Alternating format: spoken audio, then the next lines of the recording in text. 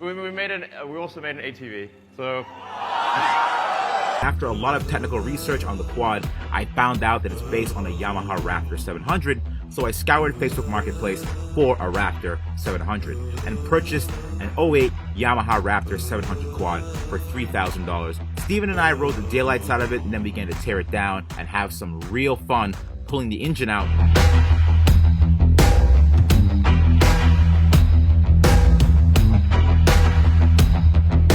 Now I ran into my first dilemma figuring out how to put the battery, motor, and controller in the existing frame without modifications. The second issue is because there's a large battery, there's no place for the motor. So I had Lee weld a bracket for the rear motor for me. I wanted it to look like this electric stealth Raptor. Steven said, let me be the Franz of the operation and design the exterior out of origami. Now we have the design set. Of course, I accidentally killed the battery.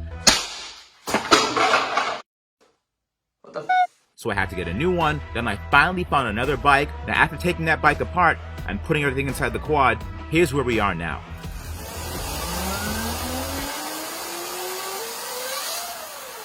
Started out as origami, then went to cardboard for scale, and then to ABS for the structure. As you can see, once the scalene triangles and the scale were accurate, it was a matter of riveting them together and then bonding the pieces internally with MEK here.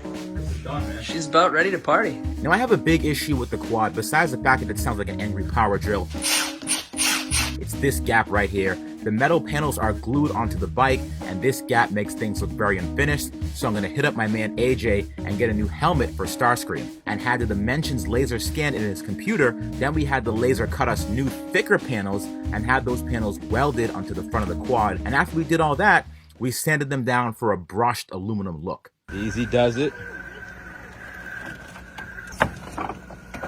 That's perfect. We found that our most insane torque band and our top end combo gave us 102 miles an hour.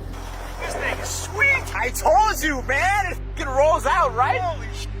We were able to get a best 0 to 60 of about 3.9 seconds.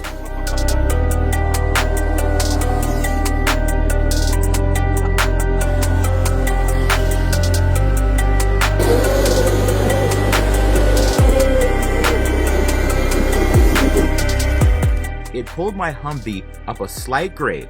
It pulled the Humvee over a wheel chock, broke traction, and it kept pulling the Humvee up the hill and around a corner to the tune of 20 miles an hour.